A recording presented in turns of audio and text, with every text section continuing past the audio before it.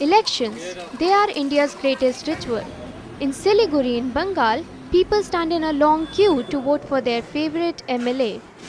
Entering the booth, they select candidates and then get inked after they exercise their right. But do voters really know enough about the people they are voting for? Enter Empowering India. It's a website from the think tank Liberty Institute. Empowering India allows voters to learn about aspiring candidates and those already voted into office. All the information that politicians have to make public is compiled into a single database. We try to find information about the elections that have happened in the past or happening now, which is who are the candidates and how much they are going to, how much votes they have polled, etc., etc.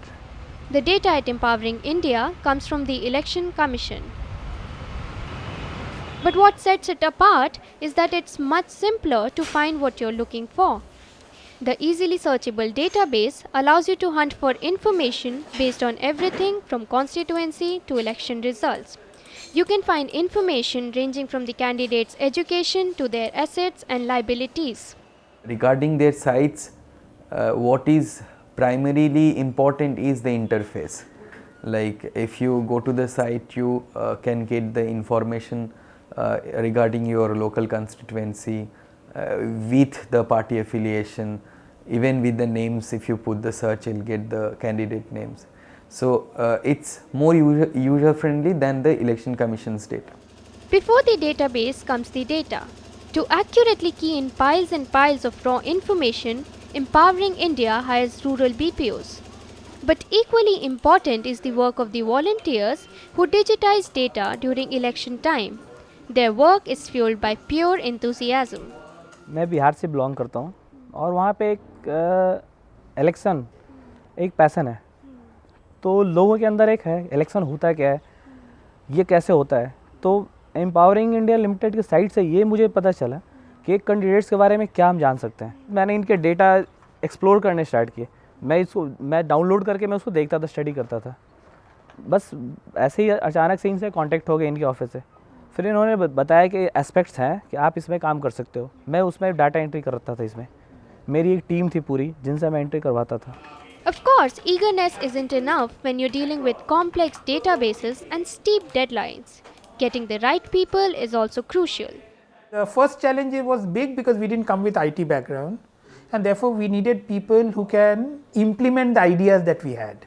Second, of course, was the problem, which is more a logistical problem, of getting the data in good time. You know, the affidavit data comes only in the last 2 weeks of the election. That means we barely have a few days to digitize the data. You know, which is a huge challenge in terms of logistics, because you can't have people sitting not doing anything and then suddenly ask them to work 24 hours for the next 48 hours. So that also, because of that pressure, potential for error is that much higher. Empowering India started back in 2005. The website is now in its third iteration and has evolved both technologically and in terms of content. What you are seeing today, I mean, has come after almost 4-5 years of trial and error, and this is our third generation thing.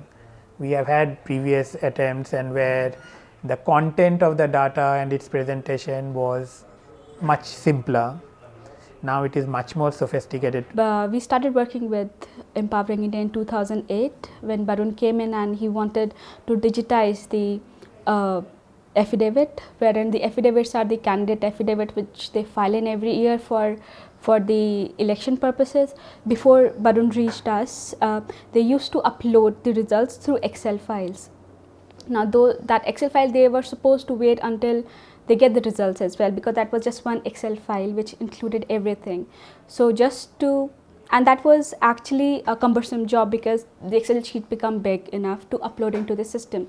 So then we broke the Excel sheet into different parts, into the different sections, wherein how the data comes in and how Barun gets the data, like he gets the candidate detail first of all and the result at the end. Not surprisingly, Empowering India isn't done evolving. It has ambitious plans for the future. We need to expand. We need to break out of the election mold so that the site as a political portal is relevant even when there is no election. So that is the first goal. To do that, we need a much greater interaction between candidates, political, the MLAs, MPs, and the citizens. And then we need much more information as to what is happening in the constituency.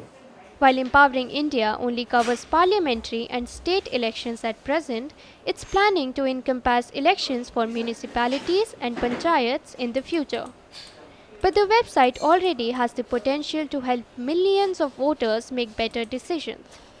Want to know if your local representative has a criminal background? Now you just have to go online.